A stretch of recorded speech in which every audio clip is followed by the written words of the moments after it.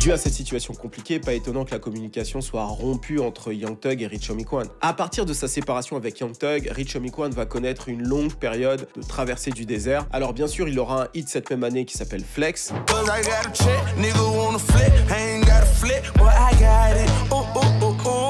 Mais après ça, plus rien. Le rappeur aura beaucoup de mal à se remettre sur les rails, sans parler d'un gros souci qu'il va avoir en interne avec son label. Il rentre en litige avec Fla, donc le directeur de T.I.G, et donc impossible pour lui de sortir de la musique pendant 2 ans, c'est-à-dire entre 2015 et 2017.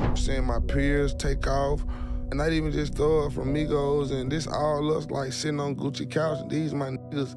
And all I can say, nothing against them. I can't respond because I'm going through litigation, and that shit, the cloud that shit had over my head, fuck with my mental so hard. Quand t'es un artiste qui cumule plus de 15 projets entre 2013 et 2015, rien sortir pendant 2 ans, c'est une véritable période de disette pour un artiste comme lui, et surtout pour ses fans qui ont l'habitude de le voir très actif. Et comme il le dit aussi, il voit tous ses pairs décoller. Migos au top de leur carrière en 2017 avec Bad and Bougie et l'album Culture. Young Thug qui continue à exploser après son album Jeffrey sorti en 2016. Donc il sort plein de projets punk, Slime Season, le projet avec Future. Bref, il est véritablement en ascension. Et lui, il stagne en fait. Voire même, il commence à perdre du buzz. Donc dû à cette situation compliquée, Rich Homie Quan va sombrer tout doucement dans la dépression. Et donc pour combattre cette dépression, il va utiliser le meilleur ami ou ennemi des artistes. Tu le connais, il s'agit de la drogue.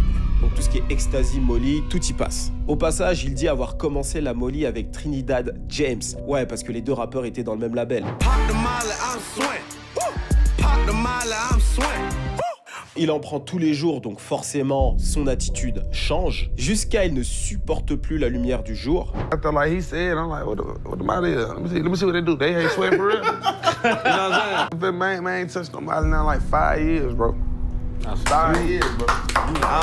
Et donc comme il le dit dans l'extrait, il dit avoir arrêté de consommer ça depuis 2017. Date qui coïncide parfaitement avec le moment où la débâcle entre lui et le label T.I.G se termine et qu'il peut à nouveau sortir de la musique.